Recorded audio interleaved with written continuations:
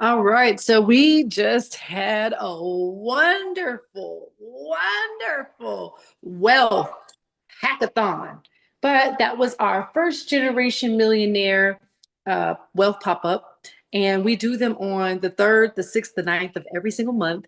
And the purpose of those is to invite seven-figure, six-figure, eight-figure, high-profile people to come in there and talk about their platforms and get people acclimated into what they have going on. So I'm so excited. We just had Dr. Benisha Poole Watson. Like, it's just mind blowing the things that this woman is able to do, giving all honor and credit to God.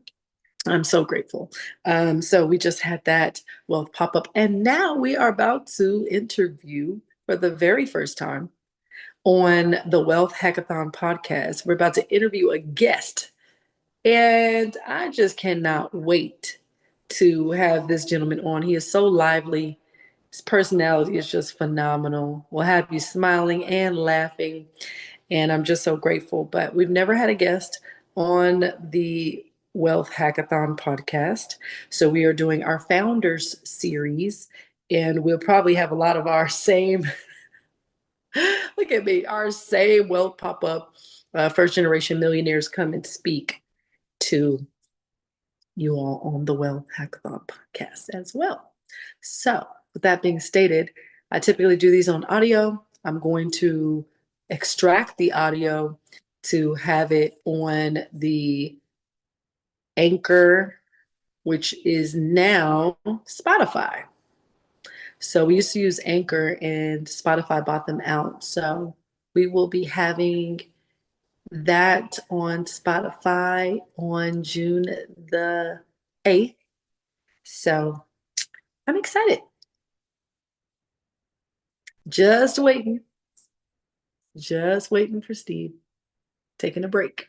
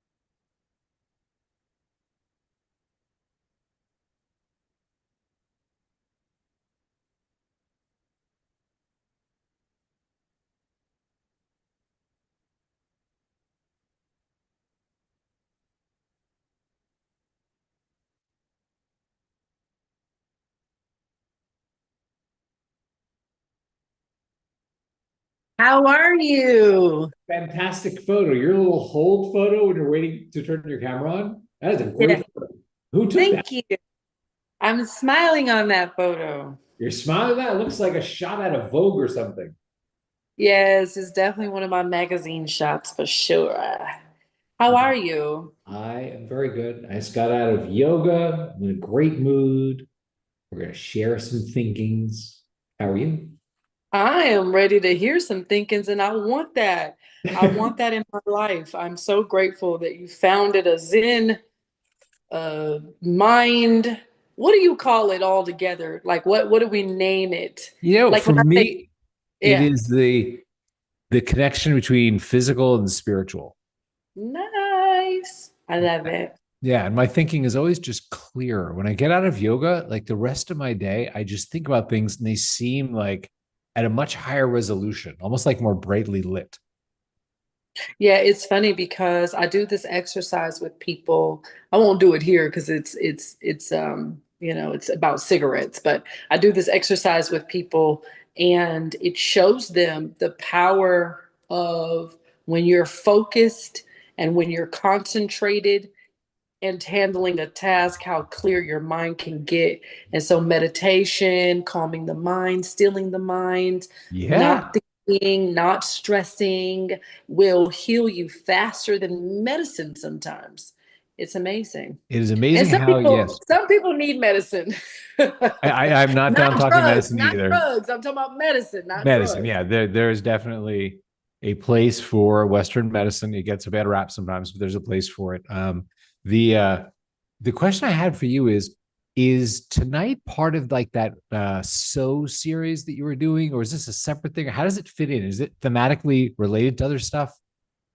So the Wealth Hackathon podcast, we Yep. have different series. So because of you, we had to start a whole new series. It's all your fault. Oh, good. I accept responsibility. I'll take the blame. It's it's all your fault that we are starting a new series. And so I do different series. We've had so many. We have like So About It, where we're That's teaching what I people. was listening to today. And I just Yep. know if So we this have is, So yeah. About It. Thank you. And then we have also I've had in the past different ones about leadership, some about finance and things of that nature. And then I'll do like some small ones. Like I said, I get them intuitively. And Mhm. so because of you, I got to think in intention, which is Mhm. different from intuition. Okay. But they're both powerful. But intuitively, I'd be in my car and just boop, download, pop out, and say something. But now I have to be intentional, and I'm so grateful for it. And so, Wealth Hackathon podcast has a new series dedicated to you, Stephen. Oh boy, And I'm very flattered that you're good. Keep going. yeah, This feels good. right, right. So it is the Founders Series. Oh wow, And okay, I was cool. so proud to see that you not only had a background, a professional background, and you went for the gusto in your background, you did very well in your career, and you Mhm. also became a founder. And I know that all of that, ties into something powerful, which I'm sure we'll talk about today. But Oh, so we're we gonna have have the Founders fun. Series, and I will be doing 7 people total. You're the first, the only. Okay, So good. Well, I hope I set it off on a good foot. Like this is oh, you they're know? gonna get a good foot regardless because I remember your energy when we first spoke, and I'm so grateful to have you here. And actually honest that you are expanding me already, and so I have to be very honest with people that I typically don't interview people. I don't Mhm. want to do the scheduling and the this and the that and all Yeah, that. I know it's a pain in the butt. Most of the episodes I've heard of yours have been solo. They're all solos, so you're the first guest, and I think that's intentional. And I know that that's definitely from a higher power. I know that this is definitely spiritual. Mhm. And with that being stated, this is just you and I speaking about your career path, your choice and decision to Mhm. be a founder. Yep. Um, and, obviously, if you want to speak about your career, I'm not here to blow you up and name drop or anything, but I am proud of you. I'm proud of what Thank you've you. accomplished, and it's Googleable. So if people want to read that, but yeah, we're just going to talk it out, just have a conversation. Sounds great. Okay. I do think the best podcasts are the listeners feel like they're at dinner and the next table beside them is having a fascinating conversation and they get to eavesdrop. That's it. That's the best podcast I've ever heard. And my son loves listening to podcasts. He's 24, by the way. And he Yep. loves, there's a guy, and the guy just has a way of getting people to talk like general. It's very specific and targeted once you get into what But he's it feels doing. organic. It's organic. Yeah, I love that. Okay, So talk let's to do me. that. Let's make your son proud. My mom's so good at this. She got this weird guy to sell this cool stuff. It's great. There we go.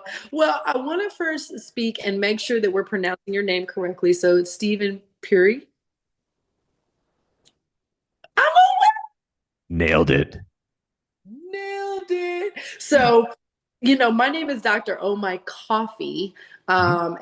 In Ghana, it's pronounced Kofi. So there's not a right or wrong to say that part. But I've been Isn't called, Kofi Annan from Ghana? No? yeah, Yeah. Okay. yeah, yeah. And so people are like Omari, Omira, Omari, Omai, Omar. People call me Omar. Where is the R in Omai? But whatever. So It's I muscle memory. Yeah. I'm so excited to have you here. And Stephen, just talk about it. Just let it all out. Why are you a founder? Where did this Yeah. come? Talk to me. We're gonna have some fun. Tell me when you want to roll. Let's go. After you take a long gulp. Ready. Okay. Back to you, Stephen. Back.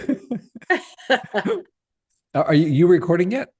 Yes, it's recording. Oh, great. Okay. So normally it gets that little bar at the top. Okay. So, No, you don't get a bar today. You just got oh, it.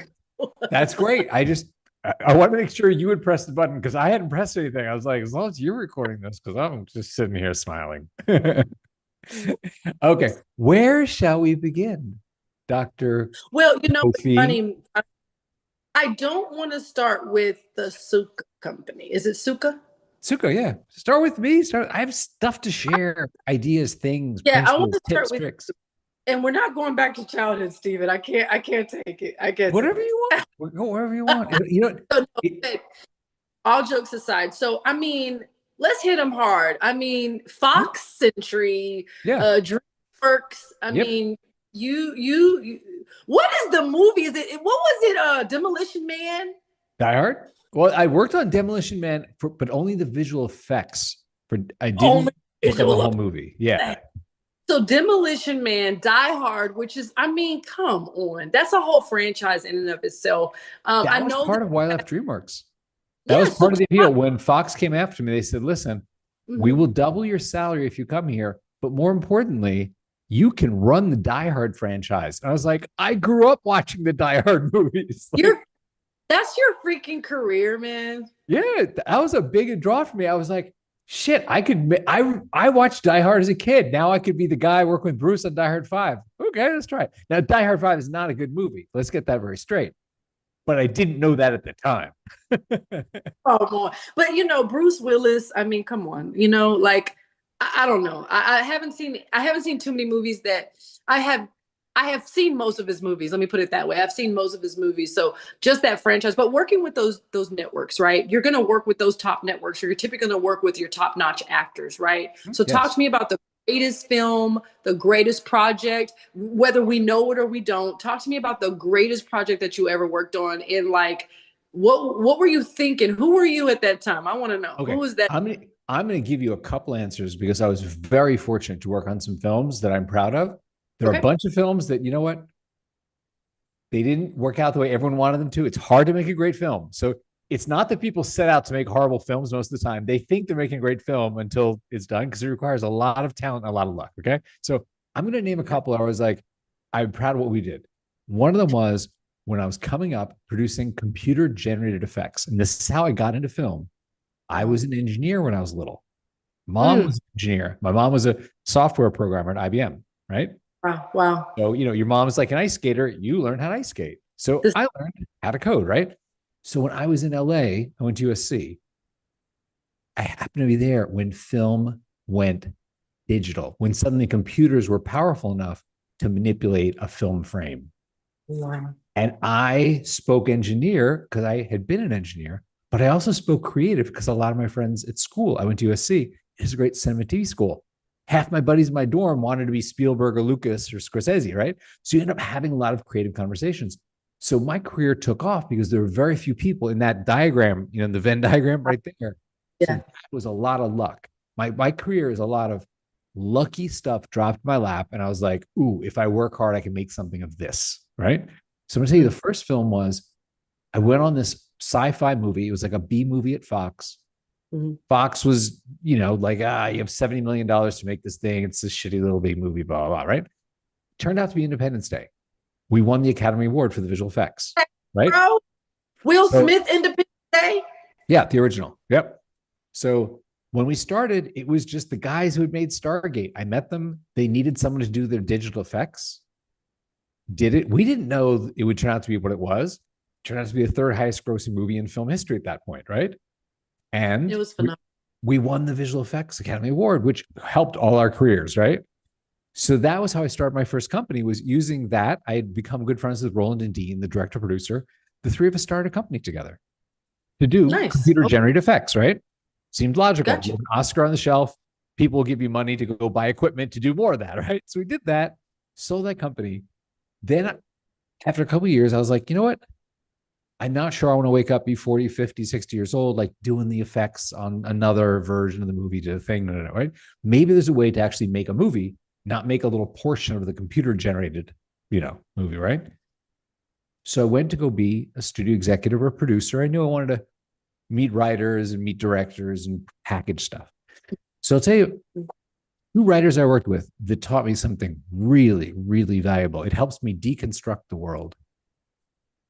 I met them after they had written one of the Zorro movies. They'd written Mission Impossible 3. And it was Alex Kurtzman and Bob Orsi.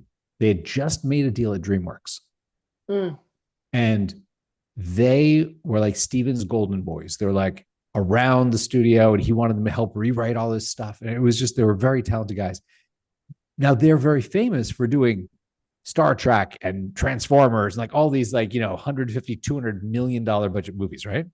But here's the thing that they did. What they did. Always went into writing the script and said, if we had $2 million, would we still watch this movie? In other words, if you couldn't pay for photon torpedoes and robots and, bombs with LED counters that count down to zero, if you couldn't do any of those genre elements, is there still a story of people that if you shot it like a little Woody Allen movie, it would be so engaging you'd watch it. So you didn't need the torpedoes. You didn't need the Klingons, that sort of thing. So if you actually watch Star Trek 11, which is the second movie I'm going to mention, kind of proud of that movie, because if you actually think deeply about it, it's Cain and Abel. That's what that movie is. The organizing principle, we call it, of that movie is they're two brothers, Chris and Zach, Kirk and Spock, right? That's Kirk and They are Spock. going to kill each other. They are going to lose. And they lose the movie until they have it out with each other and they get over themselves and bond, and then they win the movie. And that's what the movie is. The whole spot in the movie is Cain and Abel. Are they going to kill each other or not? Right? Wow. The rest of it is set dressing, right? That I learned from them, because when I went to work with them, I was like, oh, these guys think about bombs all the time and airplanes and spaceships. No, they don't. They saw themselves as indie writers that got to write movies with indie films with bombs in them and spaceships and all that stuff, right? So that was I really love Star Trek 11. And by the way, should you ever watch it, there's an inside joke where, Bones is the chief medical officer of the Enterprise, right? Yes. So in Star Trek 11, which is the first one with Chris Pine and Zach Quinto, Really funny. yeah, so Captain Kirk is talking to Bones, who is not the chief medical officer yet. He's like a medical director or something on the Enterprise. And there's been an attack on the ship. And he turns to Bones. He goes, Bones, Chief Medical Officer Puri died on deck 6. You're Chief Medical Officer now, right?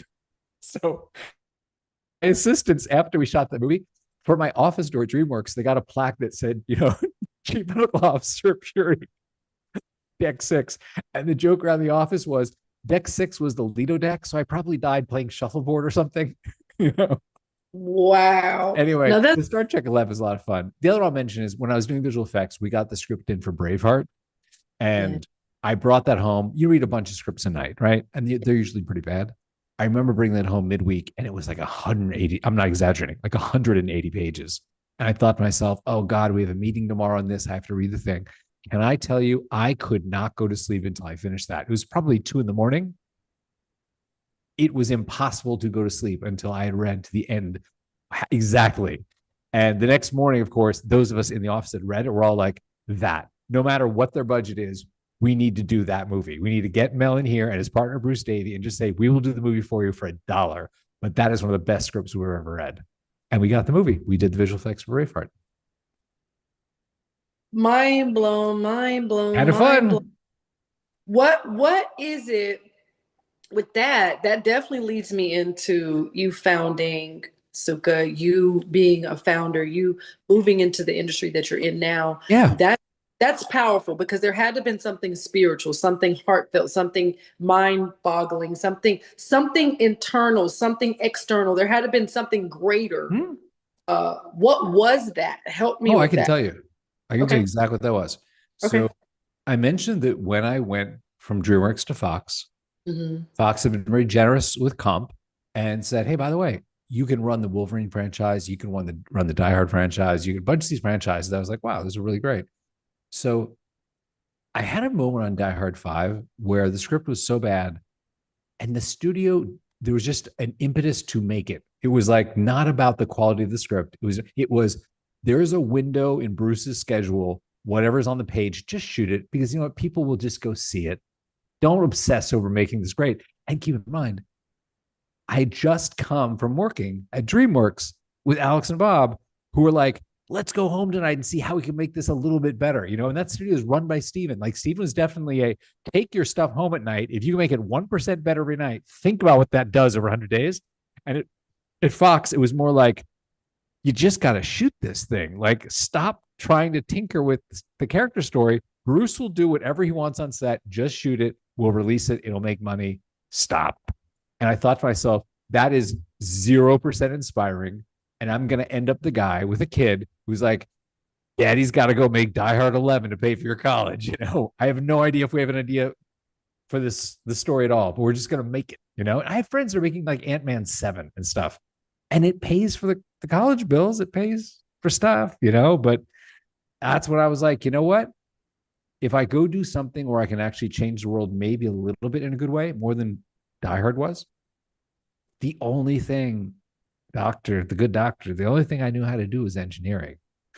So I was like, maybe I could find some problem that has an engineering solution and work to solve it. And these are small companies, you know. I did 2 companies in a row that failed, and those hurt. I'd raised about $3 million for each. And man, when we reached that point of this is not going to work, that is humbling. Yeah. Yeah. Wow. No bueno. No bueno at all. And then it also starts to tap into the personal side and how you feel about yourself. And you start having other thoughts that have nothing to do with anything, but you think they do. You bump into friends at the dry cleaners, you know, and they knew I left a job as a vice president at Fox to go do this tech thing. This is before everyone's doing tech. This is 10 years ago, right? So you bump into the dry. How's your thing going? And you just want to go, really poorly, actually bad. I'm just having a really hard time with this. And you want to tell them like, oh, it's going through the roof. It's the next Instagram, whatever. And you're like, yeah, dude, I'm probably going to close it. It just didn't work. And that was, I felt embarrassed. I felt shame. It was the ego part of it of like, I think I'm smart. No, not that smart. You got lucky a few times. Now you're going to have to work really hard for the next round. Yeah, that reality check is something else. So it's gas out the tank. I mean, you're on the side of the road with flashers on, and everybody knows what's going on with you. That is a apt picture that you paint. Yeah, they think they know, but nevertheless, that also leads you into, to me, it seems like it leads you into why you founded Suka and why you want others. To me, it sounds like I've been through something and here's my experience that you don't have to go through if you don't want to, but if you do go through it, here's some of the things that you nailed it. Okay, help. No, you nailed it. And I'll tell you this, when you develop stories, you begin with a character, right? The good stories. I'm not talking about the ones where it's like you begin with a robot and you figure. I'm talking the really good stories. You begin with a character, and I'm talking. It can be Greek plays from 3,000 years ago, right? But you understand deeply what's wrong with that character. What's going to be the obstacle? And if they get over themselves and deal with their flaw, it's a success. And if they don't, it is a tragedy. And that is how it works. You have to deeply understand the pain of that character going, I need to save my family. I need to save the world. I need to save myself. I need to, whatever that thing is, right? So here's the thing. In developing Sukkah, I really looked at my own pain because that's where you start stories, is understand like what is wrong, right? And I had done 2 startups now with good teams of people, and both of them got to maybe 50, 60,000, monthly active users, not enough to raise a Series A. So it's that thing, I have to wind it down and it sucks. So I looked at what I'd seen with my guys, my crew, and myself, and there are a couple really very common problems. I'll tell you, one of the things that frustrated me was, I call it now the cold start problem, which is I will tell myself tomorrow morning at 9, I'll be, ready to start. I'm going to do this thing. Da, da, da. And at 9 a.m., I would actually find myself scrolling. I'd be returning emails that maybe didn't need to be returned, or I'd pick up my phone just to check, the news and Twitter or something like that, right? And I'd get started at 9:15, 9:30, something like that. And I looked at it and I was like, I'm losing this time in the morning. It's procrastination. Let's just call it what it is. It's procrastination. That's right. Why am I? And you peel back the onion. Okay, well, why am I late? Because I'm procrastinating. Why are you procrastinating? And I found for me, it was overwhelm. It was one of 2 kinds of overwhelm. It was looking at my task list and saying, there are 17 things on there. There's no way I'm getting all that stuff done today. And maybe they all need to be done, but there's almost like a paralysis when you're like, I don't know where to begin. Like, it's just sort of like overwhelming the number of things need to get done, or the overwhelm of there's something on there that's just like, I got a Zoom at 11 a.m. I'm not going to write my book by 11 a.m. I'm not going to revise that whole feature set thing we're doing, build a slide deck for the presentation. And then that stops me from going. And I thought, okay, this is not a unique problem. I've seen it with, my crew. And I read a bunch of the books by the smart people, because let's admit, these problems existed forever. And you read like Flow by Mihai Csikszentmihalyi, the guy who named flow states, right? You read Right. Cal Newport's Deep Work, you read Clear and Near, and these guys who have written really smart things about this. And there's a lot of commonality. When they write about it, they may have their own, vocabulary, their own lexicon, call it this. They have their own acronyms for their framework. You know what I mean? They have to sell you their book for $24.95. But they all say the same thing. And I was like, okay, how do I solve this for me? And if I solve it well for me, maybe this helps other people. So I did something really simple. And I'm going to talk a minute about what I built, which is, so that moment in the morning when I have to get going, there's a smart assistant in Sukkah that looks at my task list and says, Stephen, looks like these 3 are really important. Are these the most important, or do you have 3 you need to do? And I can tell it. I can be like, oh, I really need to, write to my dad. I really need to do that report and do it. Great. When I start work, when I press play, it hides everything else. I can only see 3 things. And it reduces that sense of paralysis.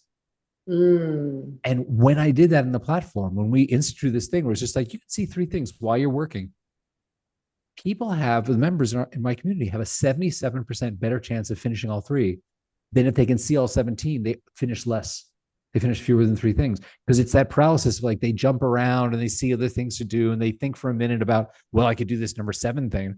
When you have 3 things, you get them done. I was like, that's cool. And if it sees you trying to do something like write your book, stops you, goes, hey man, you're not going to write your book this morning, Puri, right? How about we just outline chapter 3? Because I know you already had tasks the past couple of days, outline chapters 1 and 2. You're on chapter 3. I'm going to make you a task as chapter 3. And it's going to take you half an hour, and it time boxes it. And that just helps me get going, because I find the way I work is, if I can get a couple things done in that first hour, that momentum, that happiness sort of like carries me through more stuff. I'm like, okay, I'm good at this, Dopamine. Dopamine. Exactly right. Call it what it is. Yes. So Dopamine. That is something that starts with just me going like, I'm in pain. I am frustrated with myself at the end of the day. Why didn't I get more done? Why am I making myself promises? I don't know if you've done this. Oh, I'll get up early tomorrow and finish this stuff from today before I do tomorrow's work. And it's just dominoes all week. Then tomorrow I don't finish everything. It goes into Thursday and like that. Have you ever done that?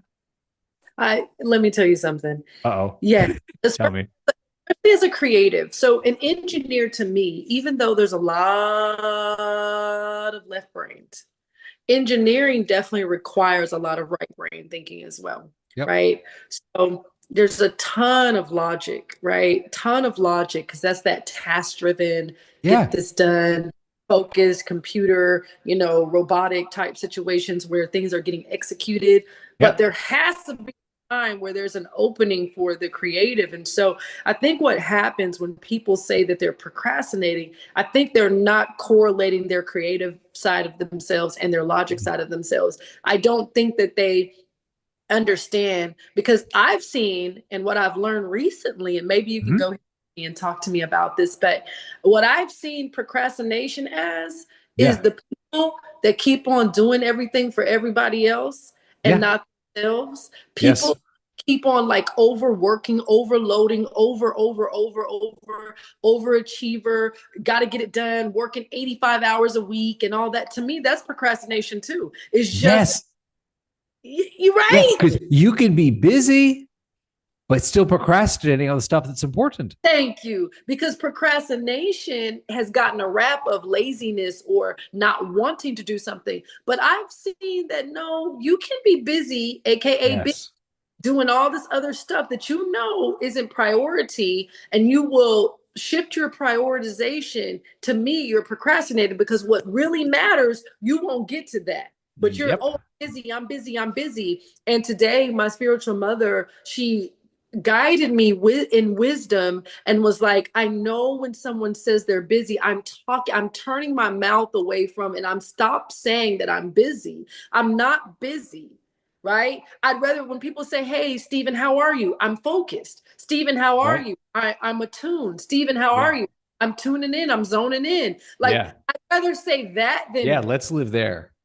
let's live there, right? Because that, to me, that's my truest, highest northern star of true procrastination, is you not prioritizing your life. So Yeah. people will tell me all day, and I work in the realm of finance and money and economics and such. And people tell me all day, I don't have the time, I don't have this, I don't have that. And I just say, you're just broke. You're broke. You're Yeah. broken. You're broken thoughts, broken this. Because Mhm. money's not the, let me tell you something. In order for us to help a lot of people, Huh? we need resources, mainly human capital. I will Yeah. agree. Maybe it's not, fiat. Maybe it's not even crypto or Forex or whatever currency you talk about, but you need some type of capital, because the Yeah. energy that it takes, even for us to talk on this Zoom right now, we're exchanging currency and value and flow Yeah. state, all that stuff. Like, so don't talk to me about money's not important. If it's going to help the people, it's legitimate, excuse me, and it's going to help the Yeah. people. Call it what you want, but I need something so I can push out messages, Yeah. You because have your four pillars, the SCIS, right? don't come knowing stuff, Stephen. Don't you come over here engineering over here. And I just listen. That's all I do. keep I the don't- dimple popping, and don't worry about what we have going on. But no, that's exactly correct. And that's the engineer in me to say that we have the cis. That's the engineer side of me. But the creative side of me just heard you talk about procrastination and offer value of prioritization, and how you can kick procrastination in the face. Almost Yeah. said something, but you can kick them in the face by prioritizing. Yeah. And here's another related concept that I hope your audience finds helpful, which is chronotype. And this is more of know thine self, right? Which is Ooh, know how your mind, how your spirit works during the day. Like, are there windows of time when you're better at certain things? I'll give you a film example. This guy, please. Ron Bass, is a screenwriter. He writes amazing characters. He's gotten Julia Roberts in his movies, Redford, like a whole bunch of like big stars in his movies. And it's hard because those stars, they get every script offered to them, and they choose the character where they're like, these are the words I want to say, right? So he's a very talented guy. He was an attorney who decided he wanted to be a screenwriter. Something he realized was, he said, I need this time in the morning quiet. So he's got, I think it's two or three children. I don't remember exactly now. And he told his family, I can't talk to you. I can't do the, hey, who wants cereal? I'll make pancakes. Did you do your homework? He's like, I can't talk to you in the morning. It's just daddy can't. He said, because if I talk to you, I can't hear my characters. And if I can't hear their voices, I can't write that dialogue. The only time I can do it is when I wake up in the morning, my head is clear and I can listen to them talk and I can write them. And he wrote the dialogue that gets, a Julia Roberts type to say, yes, I'll be in this movie. And his family's like, okay, cool. And he understood his chronotype, which is to write dialogue, to do this kind of work after in the morning. Now he could do plot stuff later. He could do rewrites. He could do stuff like that in the day. But that kind of understanding, who's the first person that I directly, interacted with that had that level of self-awareness. It's just like, I know it sounds weird, 5 to 9, not No, going to return your call, actually tapping into something that I wasn't even thinking about saying. Let me be honest. I wasn't even gonna say. But when I first met Oprah Winfrey in person, I had a dream about her 10 years prior, Yep. almost the date. But anyway, when I physically met her, everything that happened in that dream happened in real life. But Wow. one I recognize is that her and I were communicating telepathically. That's Like pretty we cool. to look at each other, and whatever she was saying, I was somehow able to detect. And then I was just like all night because of we were at the Feed Just One gala, and my mentor, Dr. Shirley Action Jackson, actually got Oprah Winfrey to come to Texas. Okay. And Wow. Oprah Winfrey, raised a lot of money, did all the things. But let me tell you something. I'm grateful that she came and raised $1.3 million. I'm grateful that she came and was able to energize the people and support Cheryl Jackson and tell great stories and all that great stuff. But one thing that she didn't say that I was able to detect, like Yeah. with your, she was self-aware. And Right. so her awareness of who she was and how she was and what she was, and it was just profound. I was like, it was a character not written on paper. It Yeah. was something that I had not witnessed at that level in my life, but then I had a dream which helped me navigate a lot of the things. So she's thinking I just knew what to do, but she doesn't know that I'm going off my dream, right? And so I said all that to say that self-awareness, and I hear people talk on the internet. I'm not knocking internet people. Tell your stories, do what you do. But until people are truly, genuinely self-aware, this whole world and this reality of things, this life that we call Yeah. life, you're just alive, but you're not living Mhm. until you're self-aware. Yeah. And it's not something to talk about, it's something to be about. And Yeah. so I'm so happy you brought that up. Yeah. You touched upon creativity, and there's actually an interesting thing that I learned about creativity. Mm-hmm. And it's curious to me because it's contradictory to some of the famous, like well-founded productivity advice, right? So I'll Okay. start with that, which is the same way we talked about, like time boxing. If you're a smart assistant in Suka goes like, hey, it feels like you need an hour for this, right? It's amazing the way a task will expand or contract to fill the time you set for it, right? Parkinson's law. So that's time boxing. Great idea. Next one is monotasking. A lot of research around like there is no actual thing with our brains called multitasking. We can say, oh no, I can handle all these things at once.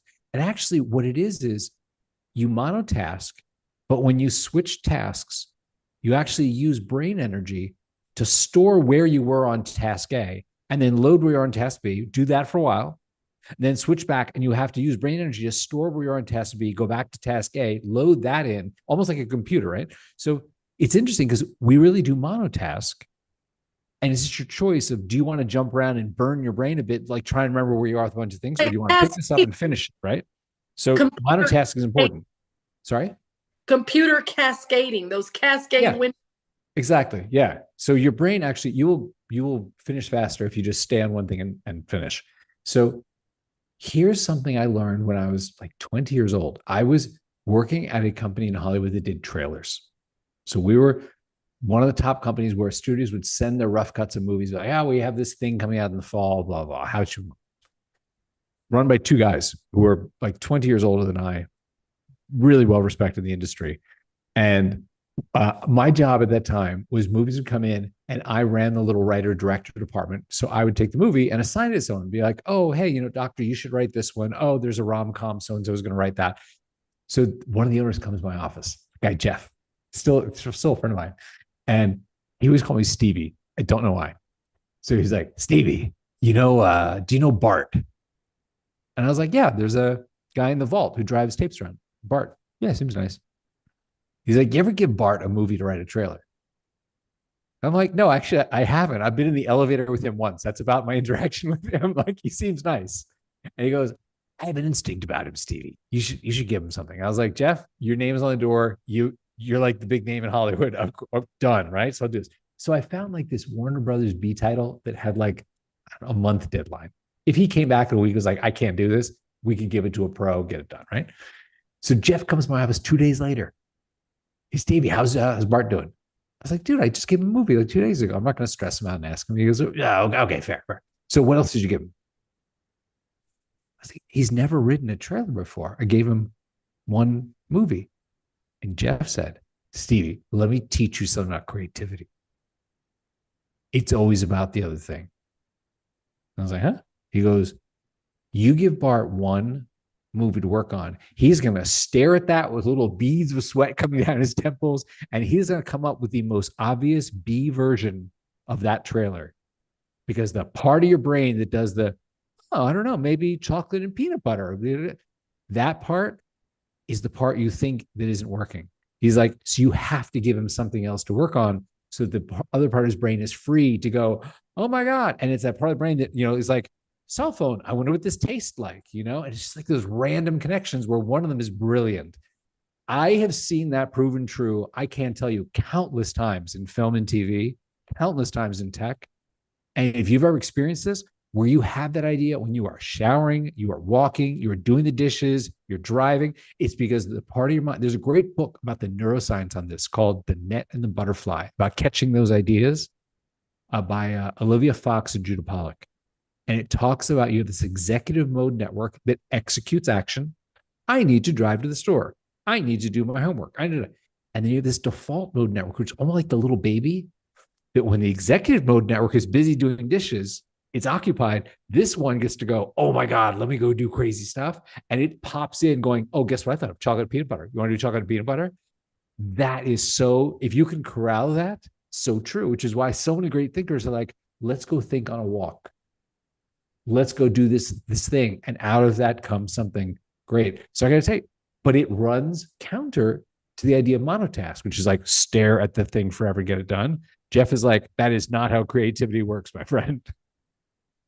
Man, I want to go back really quickly to learn how the Suka company handles chronotype. So for the audience, I don't want to brush over any of this, by the way. I'm going to listen to this a couple of times, but a chronotype refers to an individual's natural tendency, as Stephen just taught us, to be more alert and active at certain times of the day, as he stated, generally aligning with their sleep-wake cycle, as he taught us. It essentially describes an individual's circadian rhythm preference. That's the key word I wanted to highlight on. Whether morning person, early bird, night person, night owl. I'm a early 3 a.m., 4 a.m., 5 a.m. girl. And I grew to be that girl because I was typically, my circadian rhythm was naturally 6 to 7. But I would beat the traffic and beat the people. And so now I do have a natural, non-forced rhythm to get up around 3 to 5. And my creativity is off the chain at that time. So go ahead. No, I'm with you. When you recognize that about yourself, you can start to hit that sweet spot. That's it. But I also recognize, and I wanted to say this part, and maybe this brings upon the Suka company, genetic influence. So it says, while influenced by environmental factors, chronotype is largely determined by genetics, particularly the PER3 gene, which impacts circadian rhythm timing. So I just wanted to put that out there. There's more information, you can research it yourself, but I want people to hone in on chronotype and then the way that the Suka company helps us with all the other strategies that you guys have. But just go ahead. I learned something today too. I did not know it has its basis in genetics. I didn't know that. I knew there was a lot of like, if you follow your patterns, you learn where your patterns are. But the fact that they're genetic, thank you very much for that. But also shows us pathology. And a lot of people, we talk about pathological liars and people that are kind of inbred or embedded into being loud or being Yeah. angry or whatever. But there's a creative side of that as Mhm. well. And I know you operate out of that genius from that engineer. You said it today. You said, my mother was an engineer. I'm an engineer. And Mhm. as you were getting favor inside of the Hollywood industry or the industry of entertainment, Mhm. that didn't change. That actually metamorphosized and Yeah. transformed something very beautiful as that butterfly you were just talking about. So I said that to say you spoke on the genetics, even though we didn't mention it in chrono. I I did But not hang a lantern on that. You said something a few minutes ago where you were talking about like there is an element of hustle culture, which is like I worked all night, I did this whole thing, da, da, da, da. And I'll tell you what's interesting, and this is something I'm very passionate about. I think that we as leaders, as well as we who are individual contributors, have to start thinking about work as the effect, not as the number of hours, not as the place. Like if you and I are on a team and you come in and you're like, I just had an idea that could change the course of this company. I honestly don't care if it took you 14 hours all night under your desk or you were at the beach for 15 minutes. The effect is you change the course of the company. And that's what's important. And that means we have to adjust our mindset a bit, how we talk about things like that. Because I'm going to tell you, I've worked in the Valley. There is definitely a badge of honor of like, we were all working, sleeping under our desk for 14 hours, doing this thing. And, we're like the tough guys. And I think I've never been a banker, but I think there's also been a lot of talk about, how in banking, there's that thing in New York of like, we just grind them out. Like law firms, like, the paralegals and the associates, like need to work 120 hours a week. And there is an element of that, which is when I was your age, I walked 7 miles uphill in the snow and 7 miles back uphill home. And it's, there's an element of that, like you whippersnappers don't get how good you have it, right? But there's also an element of if you're doing the thing that moves your life forward measurably or moves forward your team, you should figure out how you do it and just do it. And your leader should want that, you mm, know? And there's some of that that happens on your own. There's some of that where it's like, I need to go home and like go work. I need a day of float. I just need to be alone. I just need to write this code that is going to prove that that feature will work. Sometimes it's collaborative. Sometimes it's like, actually, I need all of us to be in the room and we're going to brainstorm what happens in the third act because the audience hates the third act. They think it's stupid. Maybe there's no dragon. Maybe there should be a tiger. Maybe there should be something. I mean, there's nothing like the energy of being in the room and just like batting those ideas around. So to know like how to create those environments where great things happen, which can be remote, which can be hybrid, which can be in person. That's something I hope this next generation of leaders, they're like, oh yeah, we totally get this. It's like you can play offense and defense. You can play a baseline or a net game. You're equally able to move between these things with fluidity. And the goal is just let's do great things, not let's stay here all night and that's a badge of honor. No, I think that's my dad's generation. and that is today. No, yesterday I had to leave a message to my team. It was actually Hmm? Sunday. And I Yep. was like, look, I was telling my team, I'm not going to micromanage you. Hmm? I am not about hours. I don't get the privilege of clocking in and clocking out. I Hmm? really have the privilege of any time, all the time, or no time. Sometimes there's days when I'm not doing, what are you doing? Nothing. What are you doing? You're doing nothing, like nothing, literally nothing. I'm not watching TV. I'm just sitting here. Like Yeah. I'm being, like, let me be. And there's times when I want to run miles and miles and I just can't stop myself. And I just allow myself to be whoever and whatever and however and go with the flow. Now, I don't like when people say that in relationships.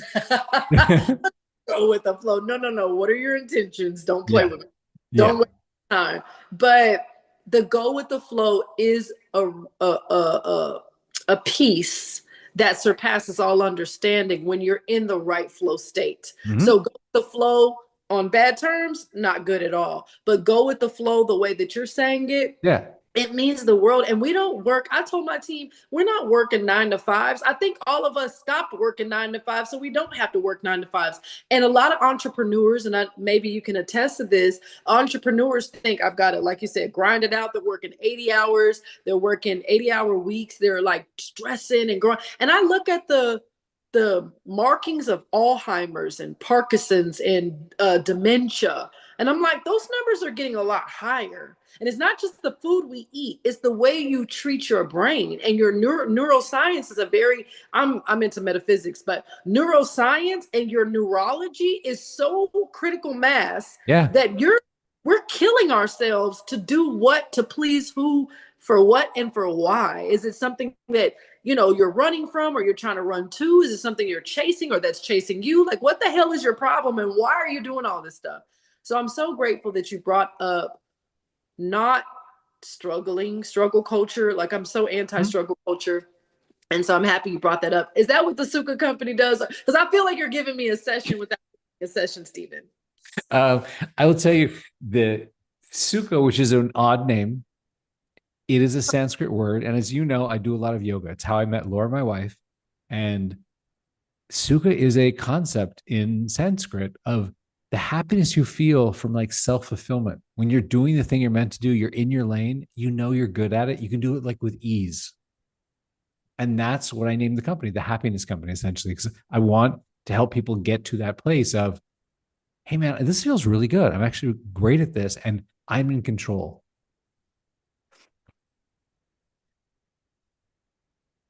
I gotta let that breathe, man. That's so.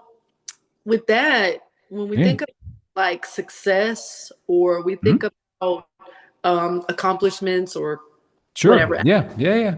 accolades and stuff on the wall, it's like, at base, is that really at core, is that making you happy? Is it the feeling? Is it the motion? Is it the movement? Is it the finishing? Because a lot of people that finish something, they want to go to something else, like you said earlier. So with that, with the Suka company, can you give me like I mean, we can't tell your whole strategy here, but can you give me the happiness? Like, what's the core happiness? Like, why do I want to be happy anyway? You know what? I will tell you why I named the company that. Laura and I were getting married and we're going on our honeymoon. And as you know, we do a bunch of yoga. We were going to Bali, which is a great place to chill out and just do yoga. Right. Okay. Very grateful. That's our life. We're like, that's our honeymoon. So we're heading over there and we had an early version of this platform working with like a temporary name. And I told Laura, you know what? I think this next 10 days, I would love for my unconscious mind to bubble up, like the universe to help me find the right name for this. The way like Amazon is such an interesting name. It's not like book company, like Nike is not like shoe company, those are interesting names. And I'm serious. I told this to Laura and I said, I think I want to do that. She's like, you know what? I wish that for you. I hope you get your intention. The universe speaks to you and you find a name for this. Or we're gone. We're going to do yoga. We're going to eat some food. We're going to go walk around the beaches. Let's see. And I knew no one would bug me for 10 days. No one's going to ask me to prove the stapler purchase. You know what I mean? Like, oh, like leave Steven alone. So we get there and I said, I think something that would seed my unconscious really well is what if I speak to 3 of our current members that use it a lot and just ask them like for 10 minutes, just tell me what it is you love. I just want to hear it. So she's like, you go for it. I'm going to the pool. I will see you at dinner, my friend. Right. So I did. I posted our little group chat in the app. I was in the, it's a website. Hey, who has 10 minutes to talk? 3 people said, yeah. So I had 3 10-minute things where it's just, hey, doctor, tell me what's your favorite feature? Do you love the music? Do you love the timers? Do you love the smart assistant? No, thanks so much. So the third one, I was going into the wrap up. It's like 8 minutes in. I was like, I asked you for 10 minutes. I really appreciate your time. Thank you. And the guy stops me. He's a member. He's still a member. And he says, Steven, you asked the wrong questions. That was exactly what you just did. That's exactly how I felt. I was like, oh, okay. He's like, you should have asked me why I pay you. And I was like, dude, it's like 30 cents a day. Like you can buy more than a pack of, I didn't think that was a big deal. Right. But tell me, why do you pay me? And he said, at 3 o'clock, I can be playing with my kids. They're 2 and 4. Or at 6 o'clock, I can be down myself. Where did the day go? How am I going to finish stuff tomorrow? And he said, I realized the difference is, did I open your app in the morning? And he said, I pay you because my kids are not going to be 2 and 4 forever. And I was like, wow, thank you. So I go to dinner with Laura. I was like, oh my God, I spoke to this dude who is more articulate than I am about my own company. this is what he said. And Laura's like, wow, that was really good. So we're brushing our teeth, going to bed that night. And she looks at me, she goes, you know, in yoga, we hear all those like Sanskrit terms. The universe, you asked the universe to speak to you, the universe spoke to you. That guy said to you, he feels sukha. He feels that feeling of, I'm good at what I do. I'm in control of it. Like, I feel an ease. I feel happy. She's like, there's your name. From bed in Bali in our hotel room, I looked up to see if the Sukha company domain was available. It was. I bought it. And that is ultimately what I want to do is all the tools that we give you. It's a website where you can hit play. You get, all the things. You get timers and task lists and smart assistants, you get all the things. But all of those are just the walkway, because where I want to get you is to happiness. And that's why I do what I do. That's why we named the company this. And that's what I think about as we launch features. I'm like, is this going to help someone get to that place of 3 o'clock? I'm in control, and get away from the 6 o'clock. Oh man, where the fuck did the day go? Right. I'm at peace. I just feel it. Like, imagine that other apps or other platforms are doing the exact opposite. No, but there's some great ones out there. I don't mean to down talk anybody. Like, if you need music, like Brain FM is really good. Endel is really good. If you want a timer, there's some time. There are a lot of great apps out there that are features. But our goal is to just give you the features as like the table stakes. What we actually want to do is create an experience for you where you go, I feel good about me. Like, back in control. Mm. So it's not to say the other apps aren't good. They're very good at what they do. Our goal is just a little different. It's about how you feel about yourself. Well, what I meant was Facebook and Instagram, by the way. Ooh, that's dangerous stuff. You can Right? talk shit about them all day long. I'm good. I don't have an Instagram account. I don't have a page. I don't have Twitter. I don't have Smart. TikTok. So smart. I don't have them. I don't have accounts with them.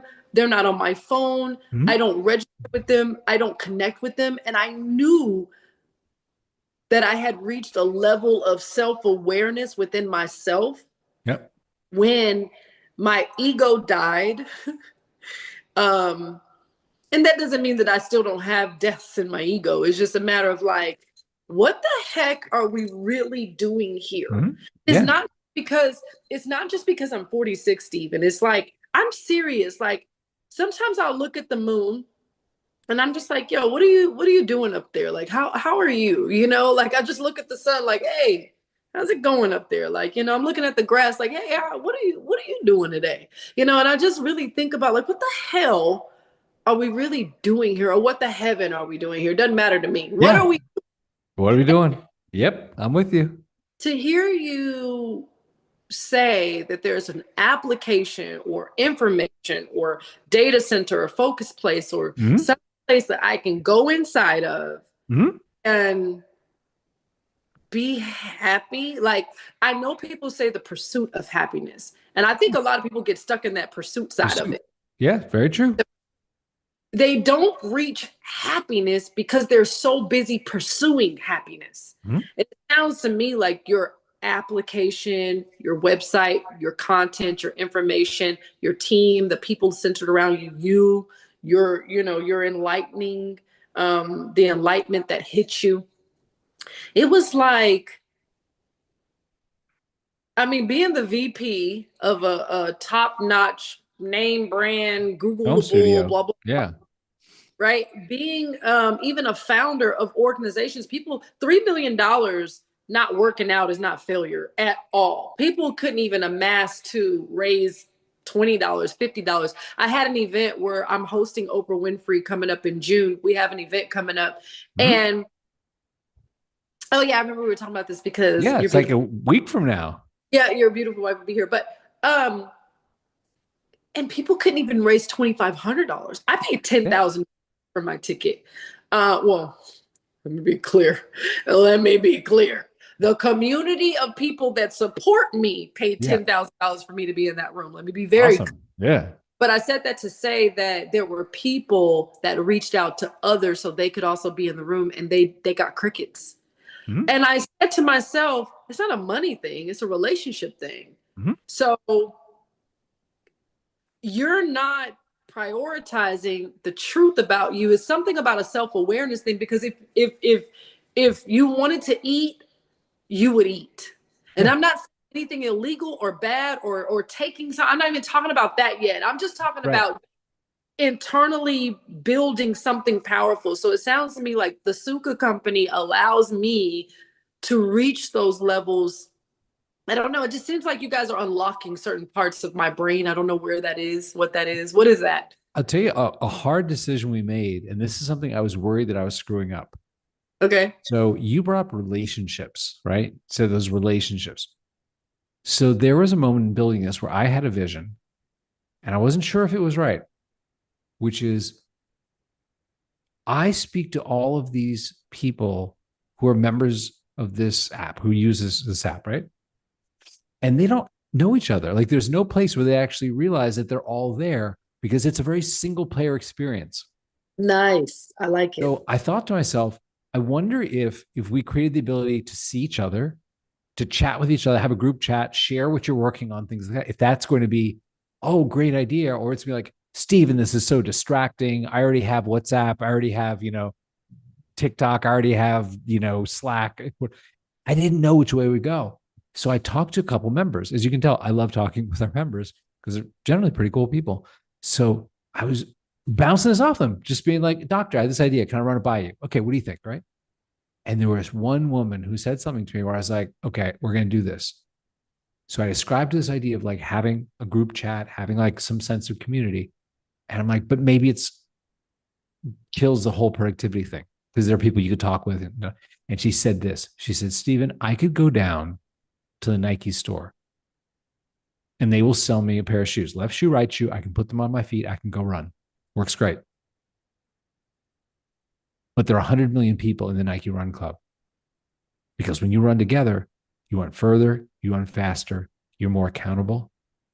The days that you don't want to get out of bed and you're feeling that your friend comes over to your house, like, come on, we're going to do this. And the days you do that for someone else, you feel great. She's like, you should do that. And I'll tell you, I love being in the group chat because it is a nice group of people who support each other. And I'll tell you, there's this one guy, Roy King. I can name him because he's still in there and he's an awesome dude. I saw him in there, but for 2 years, usually nights and weekends working. And eventually, he posted in his bio, he's an assistant vice principal for some school in Missouri. And you can post once a day what you're working on. You can post, hey, I finished this thing. And it's sort of like, it doesn't, you can't do everything, but it's kind of nice to see what people work on. So one day he posted this like 2 months ago, posted, finished my dissertation. And people Doctor. finished it, right? People there were like, oh man, what do you work on? He's like, listen, I'm a vice principal, but my side hustle, like my nights and weekends that I'm in here, I've been working on my PhD in engineering. And I turned to my dissertation. He's like, but I'm not yet done because I have to defend it. He's like, 2 weeks from Monday, or whatever that Monday was, he's like, that's when it becomes real. Can I tell you, the weekend before that Monday, people in the group chat from around the world that I know do not know him. I run the platform. I know these people are not connected in any way. People that weekend were like, Roy, we got you on Monday. You're going to do this. You're going to do great. It was so cool to see. And on Monday, he didn't say anything. Everyone's like sitting there waiting for him to be like, this is how it went. Nothing. Tuesday when he logs in, he goes, you may now call me Dr. King. And can I tell you, people went nuts with emojis. And it was that feeling of like, you're doing something, you're in a group of people who want to do something with their lives and they want to support you doing something with yours. And that was the hardest decision I think I've made in this entire development. Is that going to be a distraction or is that going to be a benefit? And now I know. We talk about, I'm so proud of you Thanks. for listening, Mm-hmm. asking, seeking, wanting to know. That's the science in you, right? Going down that psychological, biological pattern.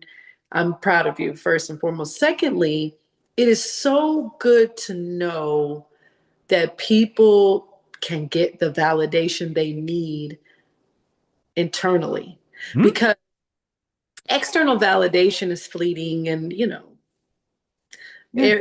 The movies we see, you raise up the superhero, he'll be the villain in the Yes. next take, he's a villain, so not that. Even Jesus was called Beelzebub, right? The devil. Right.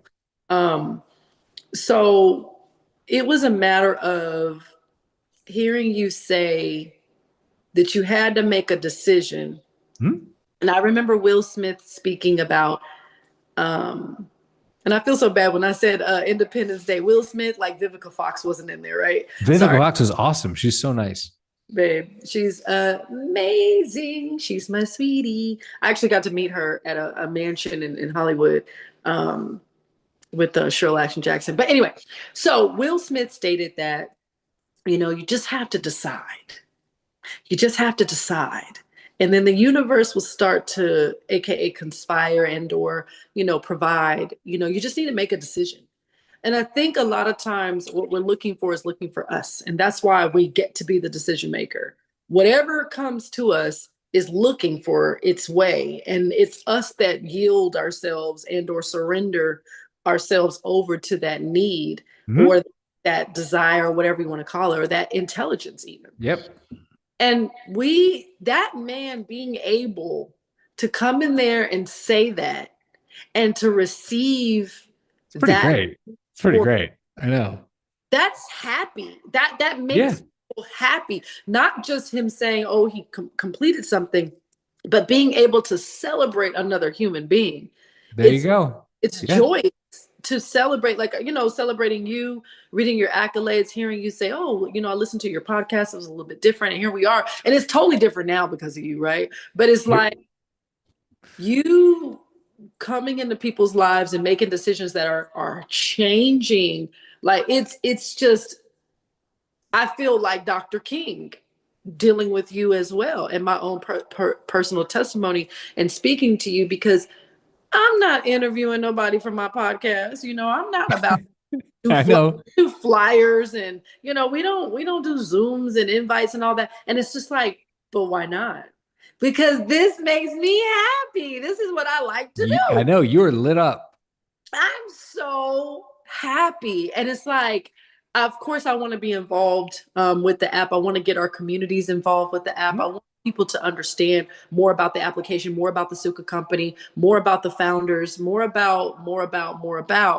But this is how those conversations get started. And just now, I can honestly say that I haven't had an experience with the app, but I've had an experience with the founder, the mission, the purpose, the vision, the results, the way of it, and I'm already feeling something. So just You imagine being involved. you said something in one of your recent episodes where you talked about you make the decision, Mhm. like you decide this is the intention, right? And you have to like to do that.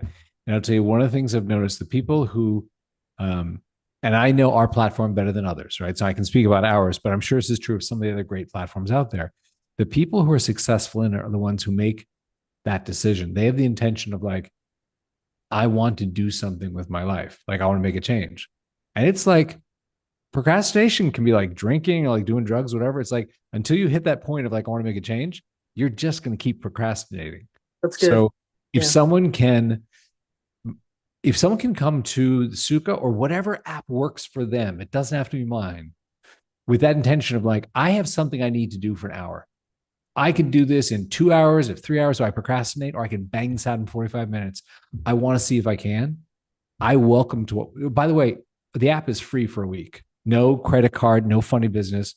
You can sign up in 10 seconds. It's literally just first name, last name, email address, and you're using it, right? Because I didn't want anyone to give up a credit card until they go, this is dope. Like this changed my life.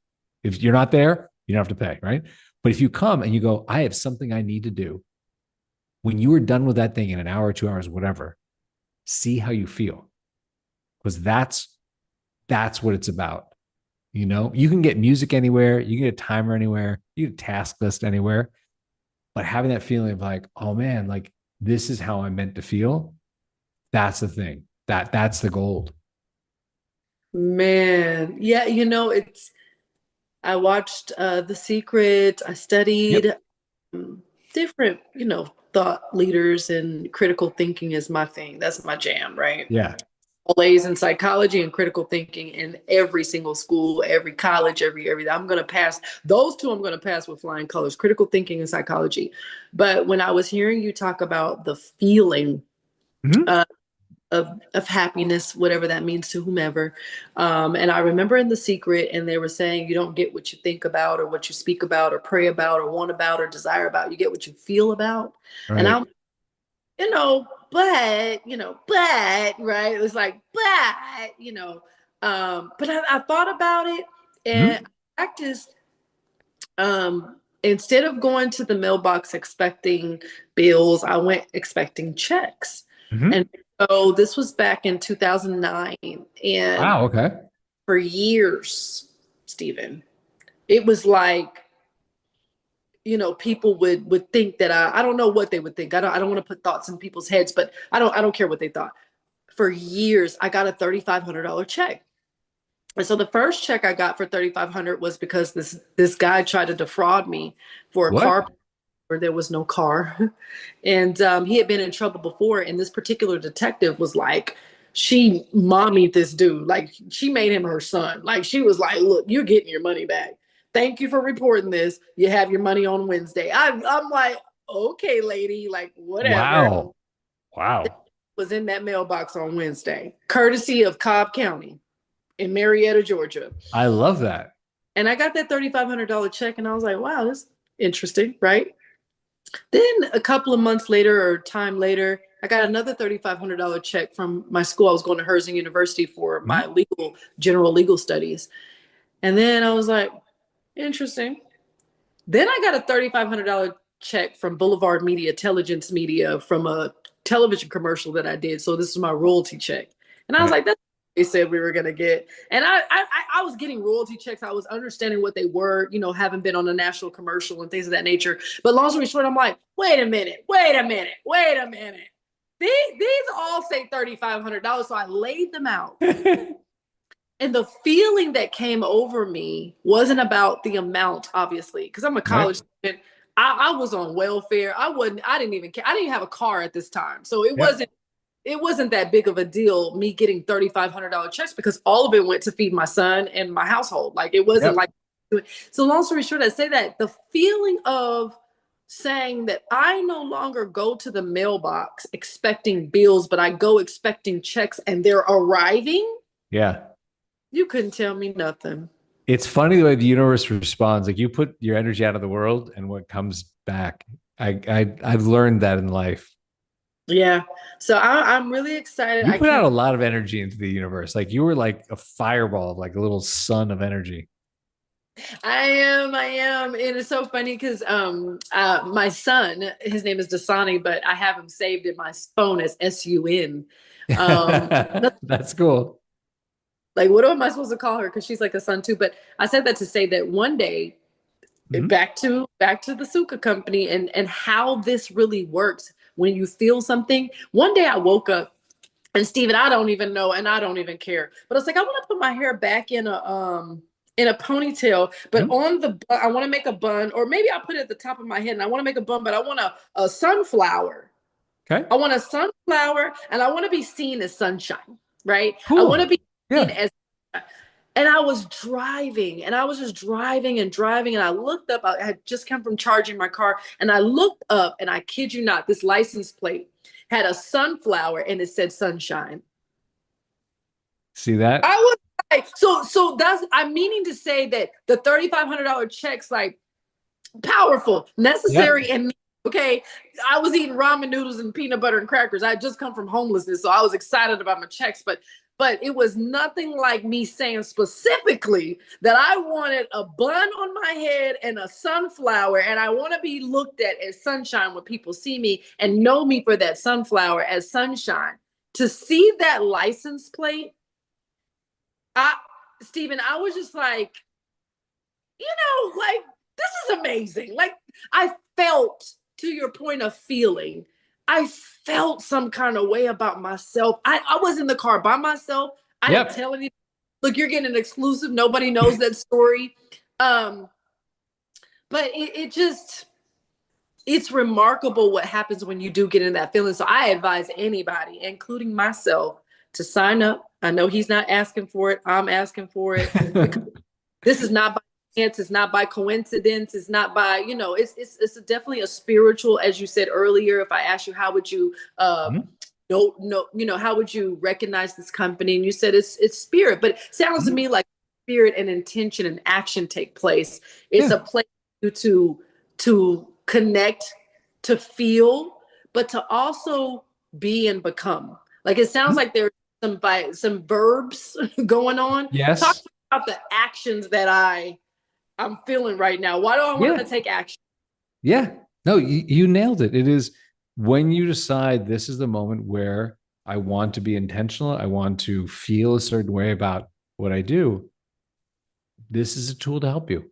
It will not do it for you. It'll help you do it much more easily, but it is a way to say, oh, wow, I'm in my lane. Like I'm doing the thing I'm good at and it feels good, And also, by the way, anyone who listened to this episode and has a question about any of the references I made, oh, that weird book on flow or, some blog post, my email address is very public. It's steven@thesuka.co. And you're welcome to email me and be like, hey, what can you refer to me to that blog post or I want to read that book, whatever. It doesn't have to be about, my platform. I won't write you back 19 paragraphs of like, this is how my day was, but I do return all my emails in 24 hours if I'm not sick or traveling. So that invitation is open. If someone's like, hey, man, what's that blog you talked about? Here you go. Read it. Find things work for you. Well, I pray that, well, I know I don't even have to pray. I know this won't be our last time Absolutely right. that I'm gonna, be able to meet you and your lovely wife and new life, right? Yep. So, I know that we'll be connecting, and I'm really excited to join forces with the platform. I'm gonna get with you offline so I can get set up, and then therefore the next time we Mm-hmm. come, I'll have some real testimonials in reference to my experiences. But it I would is, love that. That would be an yeah, amazing gift. it's the experiences as well. And I'm such a cheerleader and such a promoter and such a producer that I is just see that. it's just that makes me happy. So I Mhm. cannot wait. And I definitely want to make sure that you get on the Show and Vicky show on the CW33 and come Mhm. down from where you are up. Yeah, up, Up a little bit. Yep. up, and get you to be able to speak to that audience as well. Mhm. And by that time, I will make sure that our team has participated on the app so that they are talking intelligibly about their experience with the app. So I definitely want to get with you offline so we can handle those orders of business. That's so cool. Thank you for having me on. This was really, oh, and here's Audra. Thank you. That's incredibly cool. No, Hello. I'm so grateful. Hey, Audra, thank you for joining us. We were Yes. I was coming to a conclusion because I want to get with Stephen offline because I'm starting to sense like my spirituality is kicking in. And so intention is great because he has me on here intentionally, but my intuition is kicking in as well. So I want to be able to talk with him offline. So you just joined us, but Stephen is everything that we thought he was, girl. Everything. Oh We got boy. Okay. Right. I don't know what that was, but I'm glad I I'm was that thing. I'm because he she is observant. She is it's hard to call her my elder because she doesn't look anywhere near a senior citizen, but she has been around for 20 plus years and been eyes and ears for me even when I didn't want to see or hear something. So Wow. I want her to explain what she walked away from our first meeting when we were able to connect with you so people could hear from someone else and not just me. Uh, how you felt about Steven. Like, what did you feel? What did Oh boy. you Should I just close my ears so you guys can talk? No, no, no, no. Um, when we first got on the call, I felt a calm spirit, very inviting, uh, just warmth. Like, because I didn't really know what suka meant until you told us, and I'm like, that makes sense. Because Mhm. you to me is joy. Your personality, the way you speak, the transparency, you just off the cuff, no sugarcoating, which I love. You're just a really, really great guy. I That is enjoyed very sweet of meeting you to say. you. I would like to live up to that. You do pretty well. I It would seems try, like and you're I giving think up. Laura would say the same thing. Like she stuck with me through everything. I met her at a very low point, as we talked about. I'd a company that I just closed. I had very hard moment, and I met her in that moment. She did not see, fun film executive going to premiere. She saw someone who was really struggling, and you know, we've been together 10 years. It's been great. I think, she sees something in me that makes me very happy and inspires me to be this way. That that's awesome because you definitely exude that in your spirit, in your mannerism. Like you're just inviting it. For you to be at your level. Most people are uppity and get their head up in the clouds somewhere. But I can be uppity. Don't sell me short. I can be very uppity. but you're not. That would be fake. No, I really love your transparency and your authenticity. I love it. Thanks. I appreciate that I got to meet you guys. We got to have this time together, and wherever this goes, like we know each other now. And you're only like what, 2 hours away, 2.5 hours away? Yes, Yeah. hop, skip, and a jump. Hop, Yep. skip, and that we have to make. And so we have a visitor, as you can see. His name is Shadow. I thought I saw a little cat behind. Is that a cat? His name is Shadow. Okay.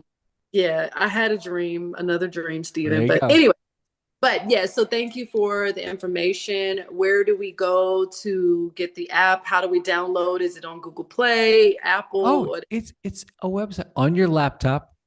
Mhm. You just type in the Sukha, which is TheSukha.co for company. TheSukha.co. Just type it in a browser on your laptop and have something you want to do. Like the whole point of it is, oh, I need to knock out X task. Hit play. That's it. And if you love it, you love it. If you don't, you tried it for free and there's no downside. There's no credit card. So I'll tell you the fun thing is we have a very strong split. People try it, and if they try it for 5 minutes, they don't understand. They're like, "Oh, it's just kind of music. I don't get it." They're gone. But the people who use it, we have 96% retention month over month because there's nothing else quite like it. So if you dig it, sorry, how many months? You said month over month. How long have you all been in? A couple of years now. But what I can tell you is in Stripe, because they manage all of our memberships, we don't lose a lot of people because the people who get through the trial and dig it, they just dig it. It becomes part of your daily habit. Like in the morning, you sit down, sort of see who's chatting about what in the group chat, and you hit play. So anyway, enough about Sukha. I hope people find a lot of goodness in what you said. Some of the recent episodes that I've listened to about intention, about manifesting, about finding ways to be very clear with yourself and the universe what you want and putting that out there and finding the right tools for that, which, maybe Sukha, it may be one of a number of great apps that people work very hard on. So whatever that may be. Yay. Okay, well, we got to do scheduling and offline and all that stuff. But thank you so much. That was great. Okay. Podcast. Creating the founder series. We've been speaking with Stephen Puri, the founder of the Sukha company. So I just really appreciate our time. I will get you a link of the recording as well, because I'm definitely going to come back and listen to it. A lot of the things that you spoke about. Any one last word that you have for somebody who's like, Stephen, yeah, all that happiness, whatever. I don't need to be happy to live this life. And I know what you're going to say, like, well, don't. But if the person is just talking noise, but on the inside, they go home and they truly do want happiness, what can you give us outside of the Sukha company, knowing that we can go to the website, the Sukha? .co. Yeah. I'll tell you the thing that I've really sorry? I said, what would you have to say as the founder of a happiness company or the happy company? You know what I'd say is I would say listen. Mm-hmm. I think that it is not treasured or appreciated as much as it could be now. I think a lot of social media teaches people just get on there and shout at each other and post selfies, and it's very much that way.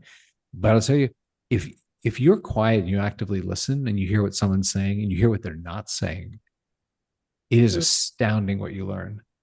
It's astounding what you understand about the world around you. And it's one of the biggest things that I took away when I had those two failed companies. both times at the end of it, I sat and I wrote down to myself, like not dictated into my Siri, like I took a pad of paper and a pencil. I said, Stephen, while this pain is fresh, write down what it is you would do differently, what you learned, all that. And the number one thing both times was listen, speak less, listen more. So that would be actually something I would share, and it's free. Listening is free. You don't have to have a subscription. You don't have to buy a bag of listening. You just do it.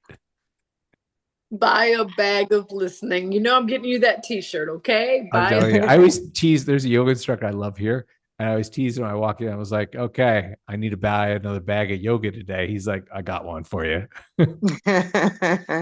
Well, we will definitely be talking to you soon, Stephen. I really, really That sounds appreciate great. you. Thank you Yeah. so much. I really appreciate you guys, and this was super fun. Okay, well, have a great night. All right, you too, Stephen.